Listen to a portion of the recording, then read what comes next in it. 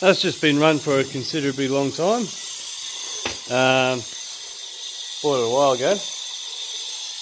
In my opinion, it's an alright compressor now that I've purchased it. Well, now that I've done all the work to it in my other videos. We're going to drain the oil now and have a look, see what it looks like. I drained the air.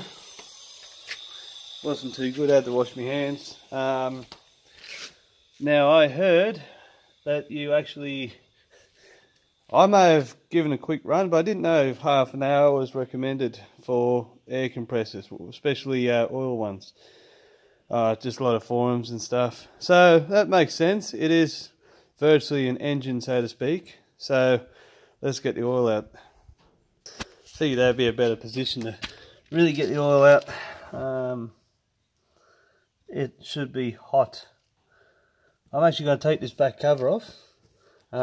It ran for, I reckon, close to an hour with no load. Try and see if there is any running in that could be done. Not too sure. And there's no warranty because I've manipulated this too much, including reset the pressure switch from 10. Here we go. The oil seems to still got viscosity about it, but I'm going to change it anyway. I can see some filings in there, some metallic appearance. So I'm going to take the back cover off, and I'm going to take this breather off. Help with the oil flow, if that does help. If there is any filings at the bottom of the sump, I want to get them out. Again, there's no warranty. And it's good to see what it looks like inside. It's going to be a half crank rod. So yeah, I've got some good oil. I run good oil anyway, but I don't know if you can run an engine oil flush in these. Again, I have to jump back on, look at them forums, but I will get in there and clean it. Righto. I was going to pull the bolts and then just pull the cap off, but it's going to come off with this bolt, so the moment of truth will happen here. Oh yeah, we got a bit of a splash guard there. Put this bolt up here.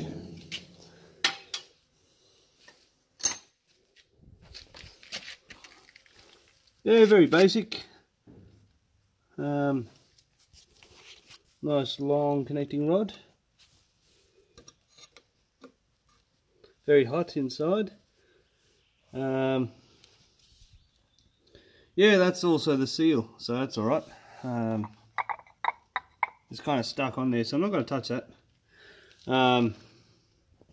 But yeah, you've got this little guy here splashes the oil. The hole there allows oil to get into the bearing.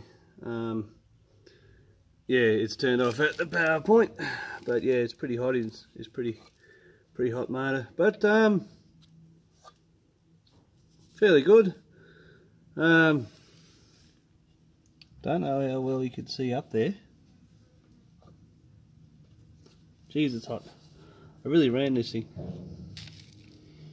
And as you can see, the oil's got a lot of filings in it. I'm going to get a paper towel, just give it a quick wipe inside there. Anything like that, you know, get it out of there.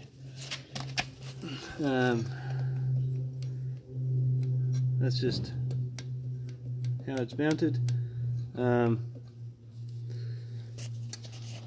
There's no, it's the same sort of bearing surface you'd find in a Briggs & Stratton lawnmower or something. I'm going to need gloves for this. It is pretty hot. Hang on. Alright.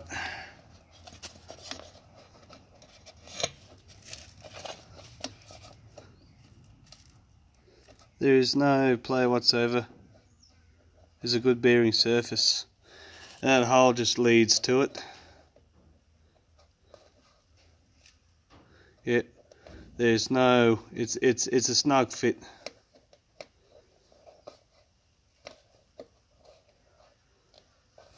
So that should be good. I'm going to clean up inside there, and yeah, in one forum this person noted that once he broke it in, it built up more pressure, like built up faster. Now I don't know if you try and build up pressure straight away or without breaking it in, does irreversible damage. I don't know, but this I've run it. It builds up all right. I just thought I'd do unload it and just run it, let it go, let everything really smooth in, and I think I've achieved that. So I'm going to give it a good clean now. Maybe just run some degreaser in there even. Won't hurt it. Like, I can't see degreaser hurting nothing in there. Can you? Righto, let's do it. Upon a few quick wipes, you can see some bits and pieces. It's all part of the breaking in process. Once all the rubbing surfaces bed in, all the excess comes off. And there's a lot of flies, that's why I'm swatting a lot. I managed to get that gasket off without hurting it. Well, it's not a gasket. It is, but it's not. It seems to be, I'm not too sure, but that ridged area goes inside there. Now one thing I noticed, the drain. Very crappy drain. I could even clean that up. But it's easy just to take the cover off, and you know, so instead of running an engine oil flush, run it, then drain it. Clean it with the degreaser, put it back together. Should be right. Yeah, so yeah, I've cleaned it. And I think I'm right to put it back together. I'll drop a bit of oil.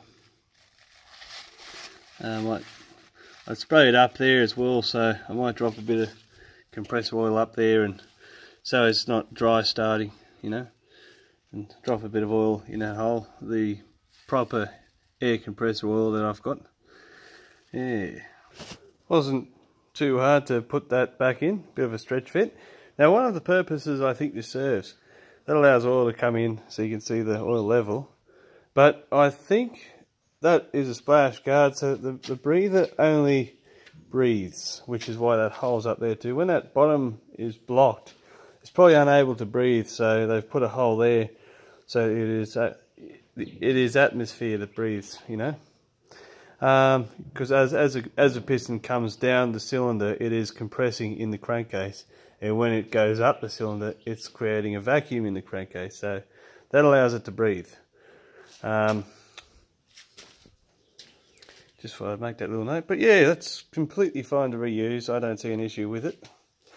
And progressing on, one thing I will say when putting this back on, I held the ratchet like this, and in my crisscross, the reason is that limits the leverage. You know, the threads are just in the casting here. You can easily strip them. These were nipped up, but they weren't super tight. So seated, and then just made sure they're firm. And that's it. And I'll do the same with the drain plug. Just do it like this to minimize the risk of, you know, it takes out the leverage. The head was a bit different. When I did the head gasket, I did them up, not over the top like a car, but they were done up pretty firm, because, you know, that's the business end. And obviously this was made to run 150 psi. I dropped it down to 120, so that made things a bit easier on the pump. Plus it's work zone. I don't trust them to give me something that can, like in me videos, just have a look. Righto, let's put some oil in it. Well, all done. has been degreased. Top back up. Now I did pour oil down inside that hole, wind it a few times, do some more oil in the finger up inside best I could. But I'm going to give it a few short stop starts just to be sure that you know, let the dipstick, or let everything get splashed.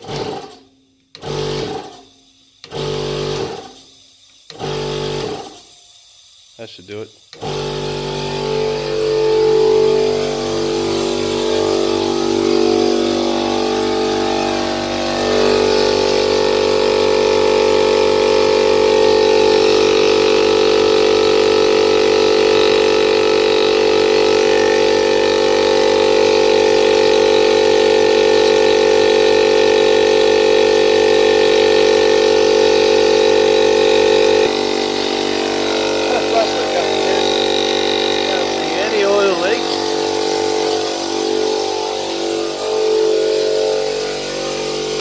Can't see any oil leaks, so I'm going to actually allow it to build pressure. Make sure the plug is in.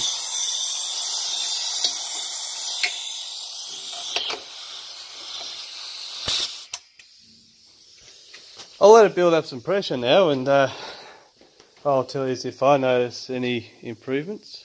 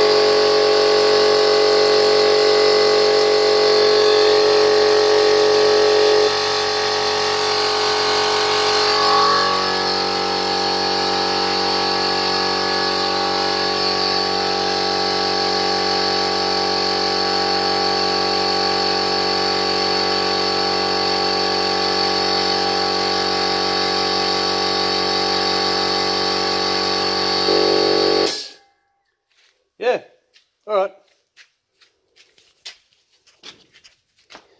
Buddy, drop some air.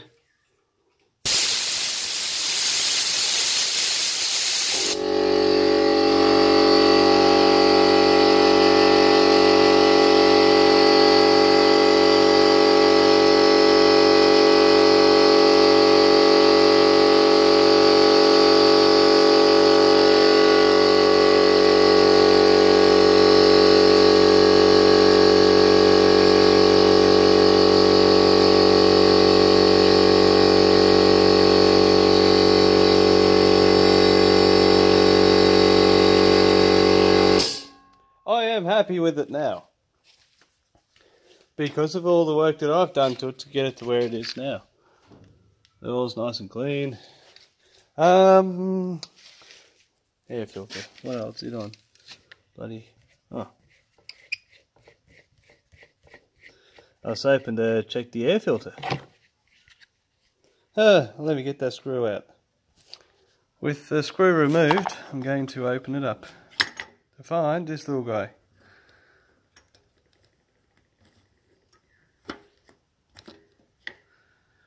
It's clean to me.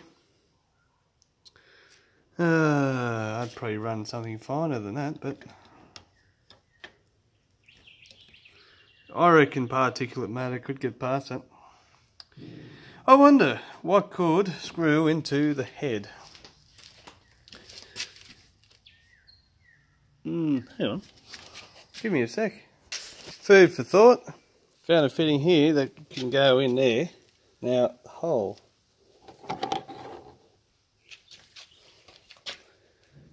It wouldn't be too bad. That reduces down to the normal fitting that goes inside an air tool. If I pick something that's got a decent hole in it still, like, well, what's in here? 2 hands for this. Decent hole. Not too bad. I'll draw air from that. It's not too much of a restriction. But, okay, this isn't a bloody supercar. It's not a spaceship. I could probably put that in there and run a line to just because most of the noise is coming from, that's an air filter, but they call it a muffler.